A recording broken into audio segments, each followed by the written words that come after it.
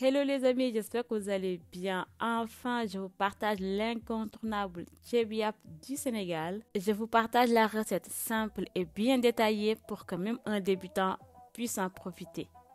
C'est parti. Pour la préparation, nous allons commencer par le nokos. Dans ton mixeur, tu mets 6 gousses d'ail, 100 g de poivron vert, 10 g de piment vert. Ensuite, tu vas venir rajouter 2 oignons. Étant donné que mon mixeur est petit, j'ai fait la mixture en 2 temps. Le mot nokos vient du Sénégal et il veut tout simplement dire un mélange de condiments et d'épices. Et le mélange peut différer selon la recette que tu prépares. Maintenant que j'ai réussi à mettre tout l'oignon dans mon mixeur, je vais mixer le tout avant de venir rajouter une cuillère à café de poivre et une cuillère à café de sel. Comme je l'ai mentionné au début, ça va être une recette sans bouillon. Notre nokos est prêt, on va le transférer dans un bol et ensuite on va passer à la suite de la préparation. Tu mets 150 ml d'huile dans ta casserole et une fois celle-ci chaude, tu vas venir mettre environ 1 kg de viande. Ensuite, tu vas venir rajouter 2 cuillères à soupe de ton nokos.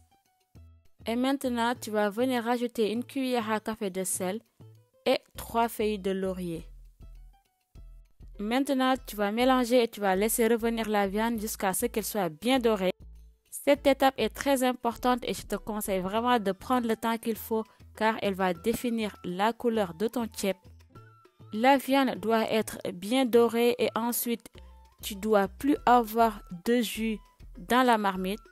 Et à cette étape, tu ne dois pas du tout fermer la marmite. Tu dois tout simplement continuer à mélanger tout en tournant la viande des deux côtés pour que tout soit bien doré. Au bout d'un moment, tu n'auras plus de jus dans ta casserole. Il ne va plus rester que d'huile. Et à ce moment-là, tu pourras te dire que cette étape, elle est OK. Et ensuite, tu vas venir rajouter 1,5 litre d'eau. La quantité d'eau dépend vraiment de la viande et du type de riz que tu vas utiliser.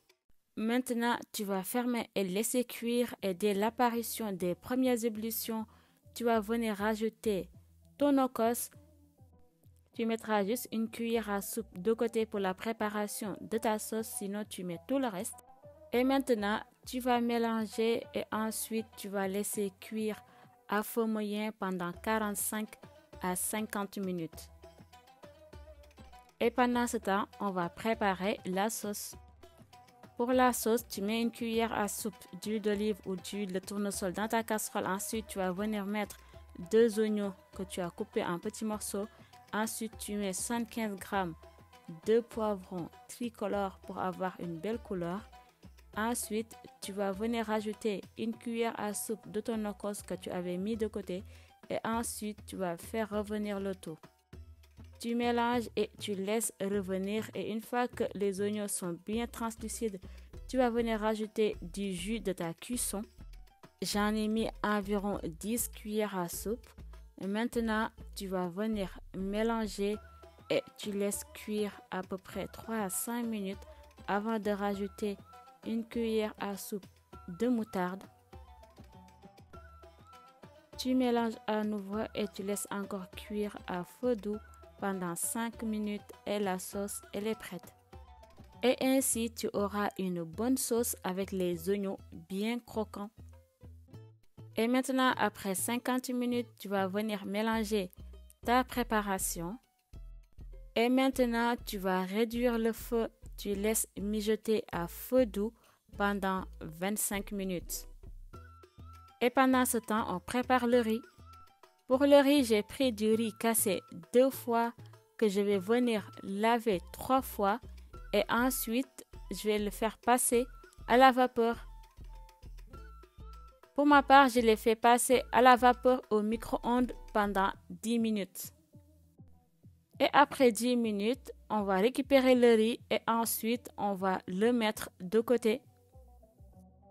Maintenant, on va finaliser la préparation. Tu vas venir ouvrir ta marmite et ensuite, tu vas mélanger et puis tu vas revisiter la quantité de sel.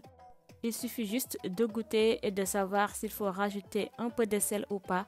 Pour ma part, j'en ai rajouté une petite pincée. Et maintenant, tu vas remettre le feu à cuisson feu moyen. Et ensuite, tu vas sortir toute la viande. Une fois que tu finis de sortir la viande, tu vas récupérer une louche de jus que tu vas mettre de côté, qui permettra d'ajuster la cuisson si besoin. Et maintenant, tu vas venir mettre le riz déjà passé à la vapeur. Une fois que tu finis de mettre le riz, tu vas mélanger et ensuite tu vas fermer ta marmite complètement et tu laisses cuire à feu moyen jusqu'à ce que le riz absorbe tout le jus ou toute la sauce, c'est comme tu préfères. Et une fois qu'il n'y ait plus de jus en surface, tu vas venir mélanger et cette fois-ci tu vas faire la cuisson à feu doux. Tu vas fermer ta marmite complètement encore et ensuite tu vas laisser cuire à feu doux pendant 15 minutes. Et tu viens boucher ton couvercle pour éviter une perte de vapeur parce que c'est la vapeur qui va cuire le riz. Après 15 minutes, tu vas venir mélanger ton riz pour que la cuisson soit bien homogène. Et ensuite, tu vas refaire la même chose. Tu vas refermer la marmite et ensuite tu refais une cuisson à feu doux pendant 15 minutes. Après 30 minutes de cuisson à feu doux, le riz est prêt. À ce moment-là, si pour ta part ton riz n'est pas assez cuit, tu peux remettre un peu de jus et laisser encore quelques minutes à feu doux. Une petite astuce pour la viande, si tu veux la voir un peu plus dorée, tu peux la faire passer au four comme je l'ai fait, mais c'est facultatif. Et maintenant, c'est le moment de dresser son assiette et de se servir. Tu vas venir répartir le riz sur ton assiette. Ensuite, tu vas venir mettre tes morceaux de viande, un peu de sauce et ensuite tu vas venir mettre une petite touche finale de petit persil. Et ton repas est tout prêt. Et donc voilà, j'espère que cette recette te plaira. N'hésite pas à liker, à commenter et à partager. Je te dis à bientôt pour une nouvelle recette. Bisous!